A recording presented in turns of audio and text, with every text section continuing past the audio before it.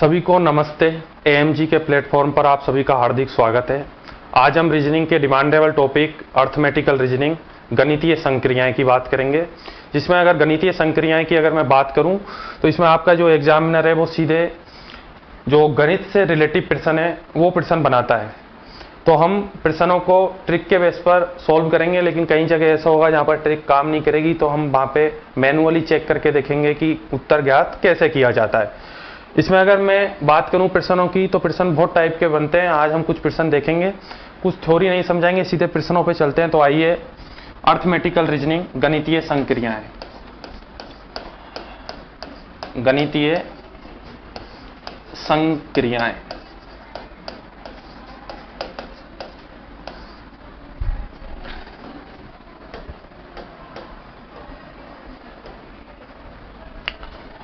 पहला प्रश्न इसमें दिखा रहा हूं आप लोगों को किस प्रकार से बनता है। एक चिड़ियाघर में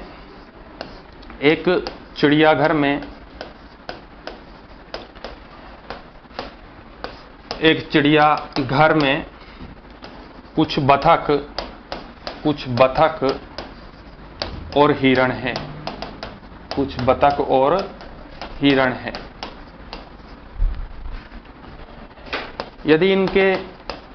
यदि इनके सिर 80 हैं तथा इनके पैरों को गिना जाए, इनके पैरों को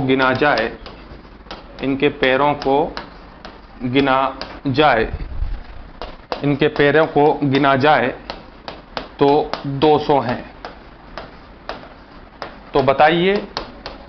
तो बताइए इनमें हिरणों की संख्या कितनी है। तो बताइए इनमें हिरणों की संख्या कितनी है। प्रश्न को समझने की कोशिश करना कि एक चिड़ियाघर है, सिंपल सी बात है। उस चिड़ियाघर में कुछ बतख और कुछ हिरण है। अगर इनके सिर को गिना जाए तो टोटल सिर कितने हैं? 80। अगर इनके पैरों को गिना जाए तो पैर बैठते हैं 200। तो पूछा गया है कि हिरणों की संख्या कितनी है। एक कॉमन सेंस की बात मेरे को बताना कि हिरण के कितने पैर होते हैं? 4। और बतख के कितने पैर होते हैं? 2। तो इसको हम अगर फॉर्मूला से करें, दोनों टाइप से बताऊंगा। बुक के अनुसार, आप लोगों की बुक क्या कहती है, बुक के अनुसार, जैसा बुक आजकल बताती है, बुक के अनुसार हम लोग की भैया 80 सिर है। तो 80 सिर है, 80 से तो ज्यादा हो नहीं सकते हैं दोनों, बतख और हिरण। अगर क्या पूछा गया है? हिरण। अगर हिरण को मैंने x मान लिया तो फिर बचे कुचे क्या हो जाएंगे? 80 में से 80 माइनस x। जब x मैंने हिरण को माना तो 80 माइनस x, ये किसकी संख्या आ जाएगी? बतख की। जबकि ये वाली संख्या किसकी आ जाएगी? x हिरण मैंने माने हैं। अब आप लोग 4 पैर हिरण के होते हैं तो 4x प्लस बतख के कितने पैर होते हैं? 2 और 80 माइनस x बराबर कितने पैर हैं सबके? 200। 200 सब लोगों के पैर हैं। सोल्व कर दीजिएगा। 4x प्लस इसको 80 को 2 से गुना किया तो 160 माइनस 2x बराबर 200। 4x, इस 160 को उधर ले जाओगे तो माइनस का हो जाएगा। तो 4x माइनस 2x बराबर 200 माइनस 160। जब भी प्लस की कोई संख्या पक्षांतरण करके दूसरी साइड जाती है तो माइनस की तो प्लस की। तो 4x में से 2x गए तो कितने बच गए? 2x बराबर 200 में से 160 गए तो 40। 2x बराबर 40। तो x का मान कितना आ जाएगा? 20। हमने x क्या माना था? हिरण। तो हिरणों की संख्या x बराबर 20। अतः मैं कह सकता हूं कि हिरणों की जो संख्या होगी वो कितनी होगी? 20। अब मेरे अनुसार बता रहा हूं, ट्रिक के अनुसार, मेरे अनुसार इसको अगर मेरे को करने को कहा जाए तो मैं कैसे करूंगा? सीधी सी बात है कि एक पार्क है, चिड़ियाघर है, उसमें कुछ हिरन है और कुछ बतख है और पैरों को गिना जाए तो 200 है। तो हिरणों की संख्या बतानी है। मैं सबको एक लाइन में लगा दूंगा। जो भी बतख है, हिरन है, सबको एक लाइन में लगा दीजिए। लाइन में लगाने के बाद एक बात बताओ कि वो 80 से ज्यादा हो सकते हैं? नहीं हो सकते। तो 80 कुल टोटल है। अब आप लोग सबको दो दो पैर बांटिए भाई, मिनिमम 2 पैर तो बतख के भी हैं और हिरन के भी है। तो आप लोग इनको अगर 2 पैर बांटोगे तो 2 पैर बांटने के बाद में 80 गुना 2 कितने पैर जा चुके हैं? 160 पैर जा चुके हैं अभी तक। कितने पैर बच चुके हैं? 40 पैर बच चुके हैं। 160 पैर जा चुके हैं। बतख के 2 पैर होते हैं, बतख उड़ गई 2 पैर लेने के बाद में, क्या उनको पैर दोबारा थोड़ी कटवाने? बचे हिरन। तो ये जो 40 पैर बच रहे हैं, कुल टोटल पैर कितने थे? 200। उनमें से 160 पैर बांट चुके हैं, कितने बच गए? 40। ये 40 पैर किनके हैं? हिरनों के। हिरनों को मैं 2 पैर दे चुका हूं, वो बोलेंगे अभी हमको 2 पैर और चाहिए। तो अगर 2 पैर दे देंगे तो ये कितना आ जाएगा फिर? 20। तो डायरेक्टली आंसर आ गया कि हिरनों की संख्या कितनी है? 20। अगले प्रश्न पे चलते हैं फिर।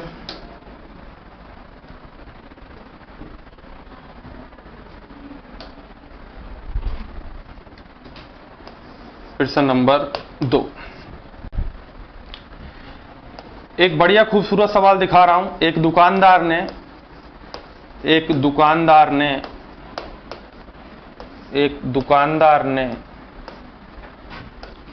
एक बच्चे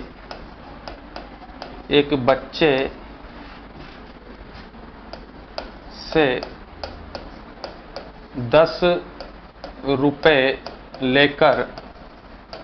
10 रुपए लेकर एक दुकानदार ने एक बच्चे से 10 रुपए लेकर बोला कि 1 रुपए की 3 चॉकलेट आती है। 1 रुपए की 3 चॉकलेट आती है। 1 रुपए की 3 चॉकलेट आती है तथा 3 पन्नियों की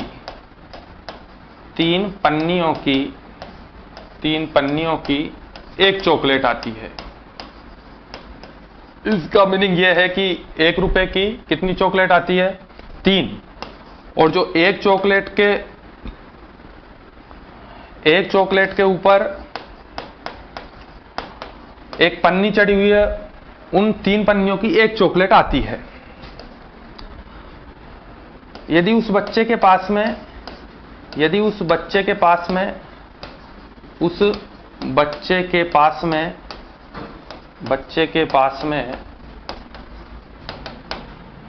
10 रुपए हैं तो वो अधिकतम कितनी चॉकलेट खा सकता है? तो वो अधिकतम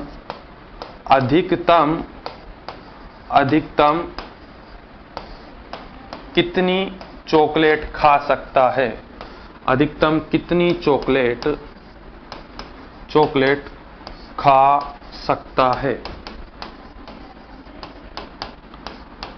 खा सकता है। अंत में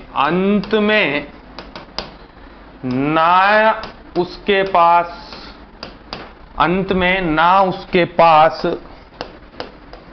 कोई रुपया बचे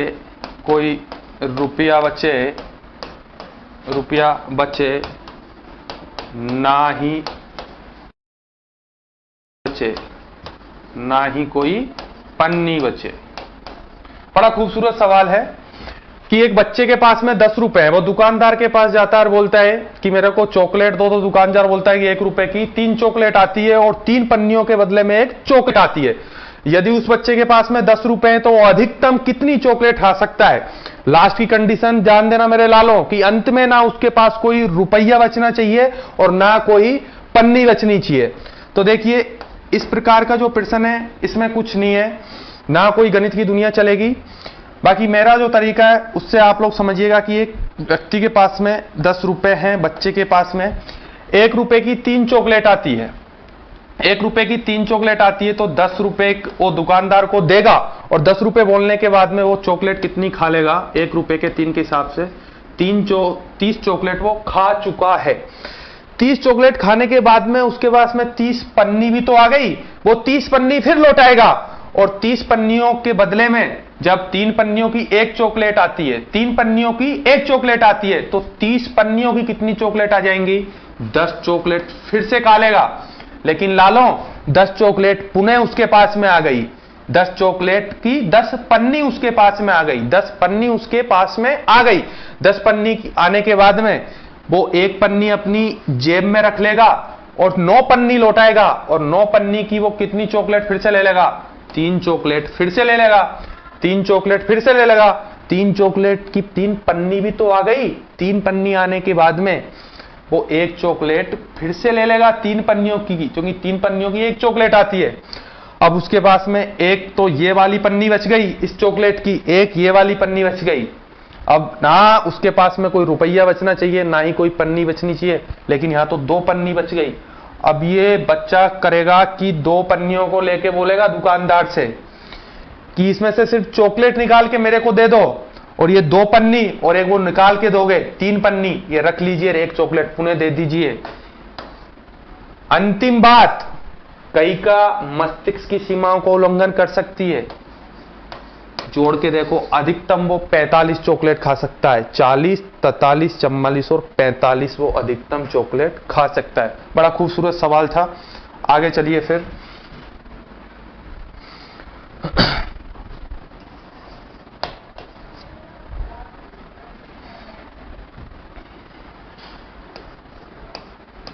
एक परीक्षा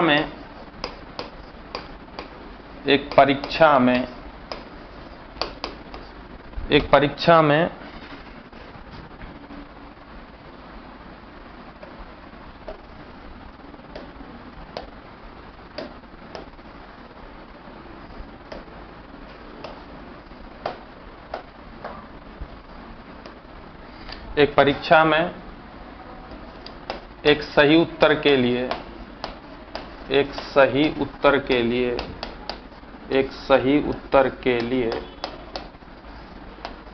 उत्तर के लिए 4 अंक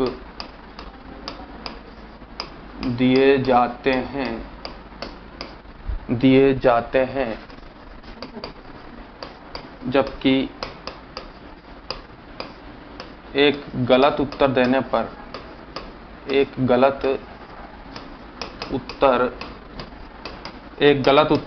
पर सही अंकों में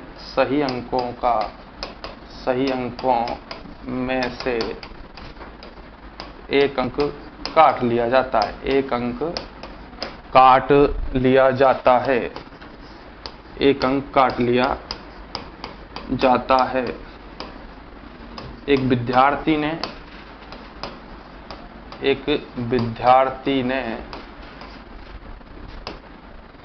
परीक्षा में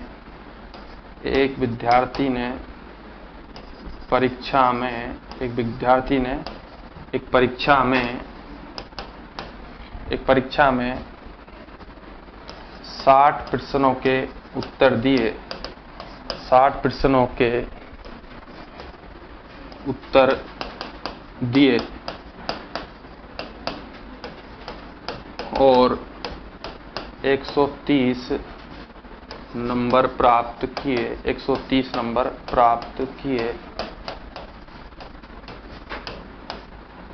तो बताइए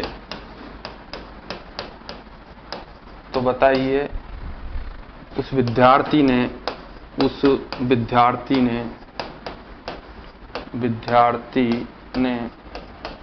कितने प्रश्न सही हल किए होंगे।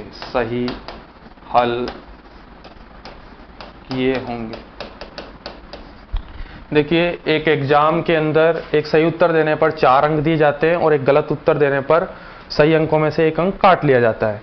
एक विद्यार्थी ने एक परीक्षा में 60 प्रश्नों के उत्तर दिए और 130 नंबर प्राप्त किए। तो बताइए उस विद्यार्थी ने कितने प्रश्न सही हल किए होंगे।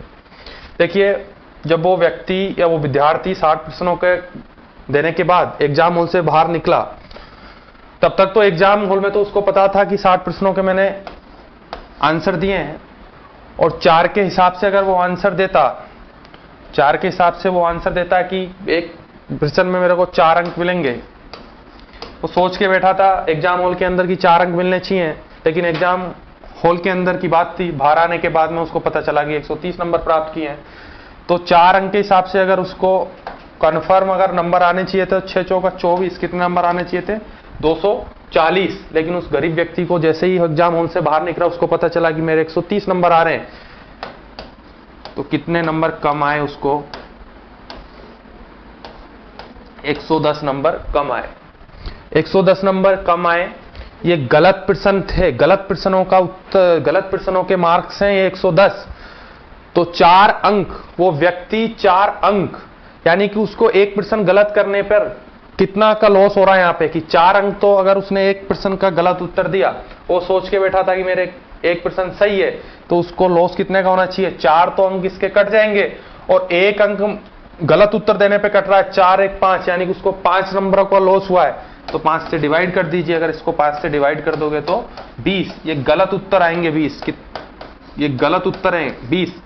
अगर उसने 60 प्रश्नों में से 20 के गलत उत्तर दिए, 60 प्रश्नों में से 20 प्रश्नों के गलत उत्तर दिए, तो सही कितने किए होंगे? फिर उसने 40 प्रश्न कितने किए होंगे? इसको डिवाइड करोगे तो ये आना चाहिए यहां पे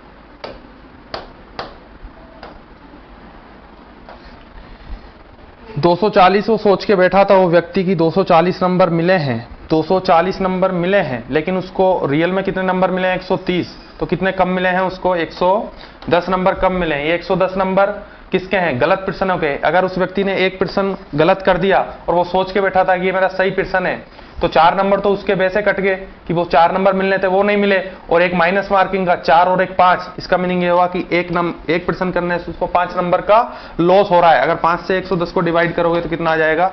22। ये 22 प्रश्न क्या है? गलत प्रश्न आए हैं, गलत प्रश्न। अगर 60 में से 22 उस व्यक्ति ने गलत किए होंगे, तो सही कितने किए होंगे? फिर 38 प्रश्न उस व्यक्ति ने राइट किए होंगे, सही प्रश्नों की संख्या आ जाएगी। आगे चलते हैं। अगला प्रश्न, किसी सम्मेलन की समाप्ति पर, किसी सम्मेलन की समाप्ति पर, सम्मेलन की समाप्ति पर, समाप्ति पर 10 लोग आपस में हाथ मिलाते हैं, आपस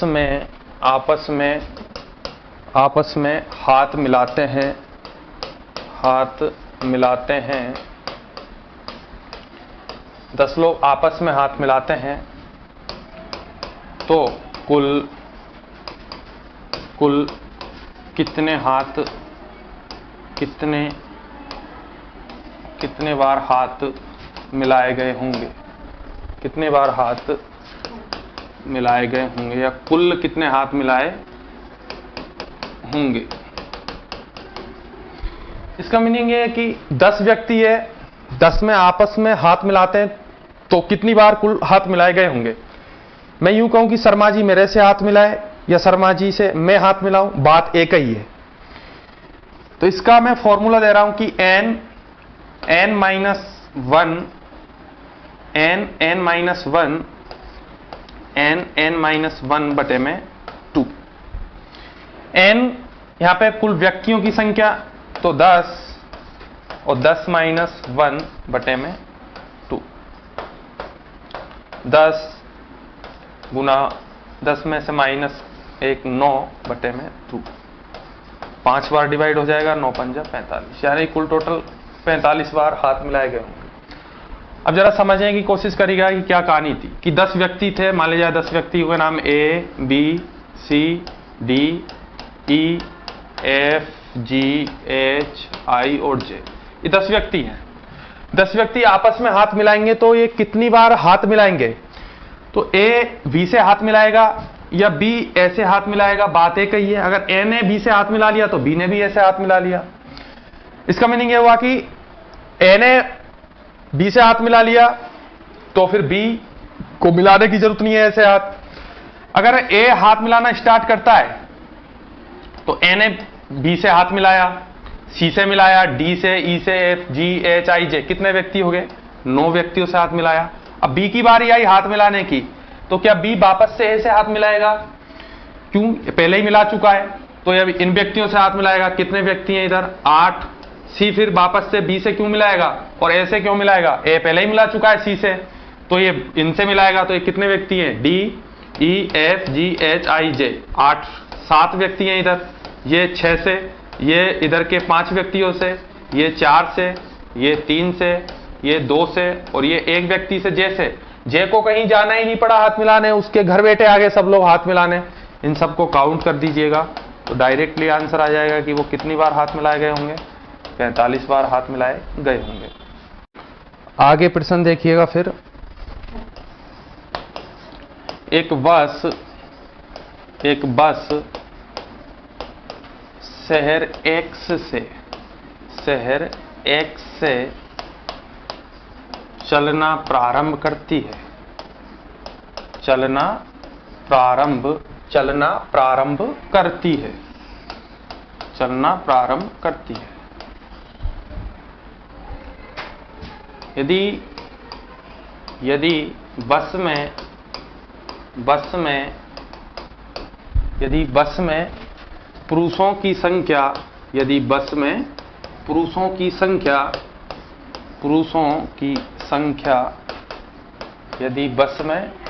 संख्या महिलाओं की संख्या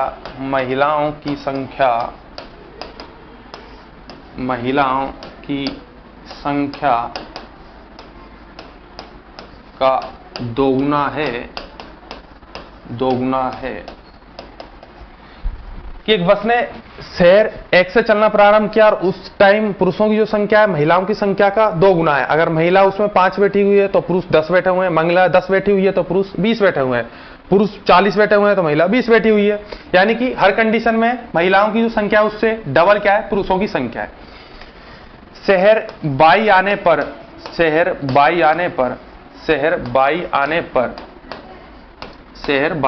पर उस बस से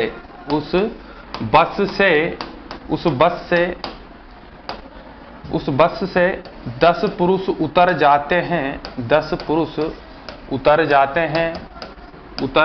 जाते हैं और 5 महिलाएं चढ़ती हैं और 5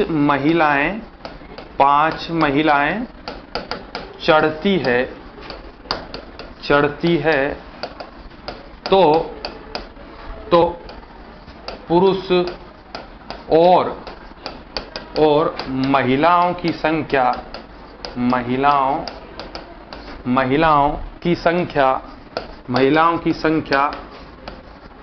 समान हो जाती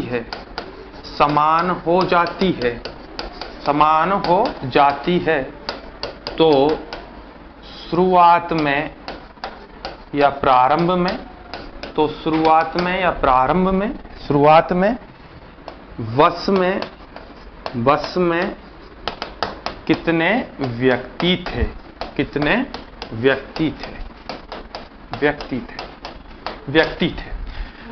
एक बस ने एक शहर X से चलना प्रारंभ किया और उस टाइम बस में जो पुरुषों की जो संख्या थी वो महिलाओं की संख्या का 2 गुना है। शहर बाई आया और बाई आने पर उस बस से 10 पुरुष उतर गए और 5 महिलाएं चढ़ गई, तो पुरुष और महिलाओं की संख्या अब क्या हो गई? बराबर। तो शुरुआत में जब बस ने X से चलना प्रारंभ किया था उस टाइम कुल टोटल व्यक्ति यानी कि पुरुष और महिलाएं दोनों कितने थे, यह पूछा गया है। तो देखिए ऐसे प्रश्न को करने का तरीका कि एक बस है, उस बस में महिला और पुरुष बैठे हुए हैं, वो शुरुआत कर रही है, तो ये महिलाएं हैं, ये महिला है और ये पुरुष है। अगर मैं महिला N मान लूं कि n महिला बैठी हुई है तो पुरुष कितने बैठे हुए हैं, फिर 2n। एक बस है, एक सेट से चलना प्रारंभ किया, उसमें पुरुष है और महिलाएं। अगर मैंने महिलाओं को n मान लिया तो उसका दोगुना है पुरुष, तो पुरुष कितने मान लिए फिर 2n, क्योंकि दुगना है। अब 6 बाई आने पर उस बस में से 10 पुरुष उतर जाते हैं, यानी कि 10 पुरुष उतर जाते हैं तो 2n माइनस 10, और 5 महिलाएं चढ़ आती है तो n प्लस 5, यानी कि 5 महिलाएं चढ़ आती है तो प्लस 5। इस सिचुएशन में पुरुष और महिला, फीमेल और मेल दोनों की संख्या क्या हो जाती है, बराबर हो जाती है। तो शुरुआत में बस में कितने व्यक्ति थे, तो आप लोग इसको सोल्व कर दीजिएगा। 2n माइनस 10 बराबर n प्लस 5। 2n, ये माइनस का 10 उधर जाएगा तो प्लस हो जाएगा, और ये n इधर आएगा तो माइनस, तो माइनस का n 5, 10 उधर जाएगा तो प्लस का, तो प्लस 10, तो बराबर 2n में से माइनस n बराबर 5 और 10 15, 5 और 10 15, n का मान 15, हमने क्या माना था, n महिला मानी थी, तो n बराबर तो 15 हो गया, और 2n क्या माना था, पुरुष माना था, तो n बराबर 15, 2n बराबर 30, और दोनों टोटल पूछा है कि पूरे व्यक्तियों की संख्या कितने व्यक्ति थे, महिला और पुरुष, तो 15 और 30 45। शुरुआत में उस बस के अंदर 45 व्यक्ति मौजूद थे। अगला सवाल, लास्ट प्रश्न इस क्लास का। एक ट्रेन में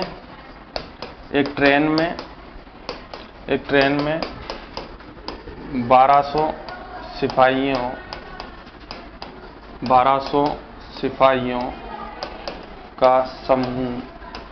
का समूह यात्रा कर रहा है। यदि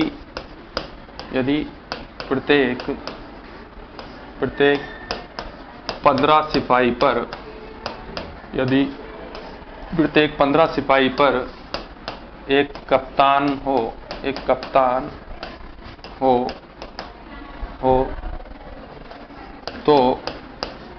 तो कुल समूह में कितने कप्तान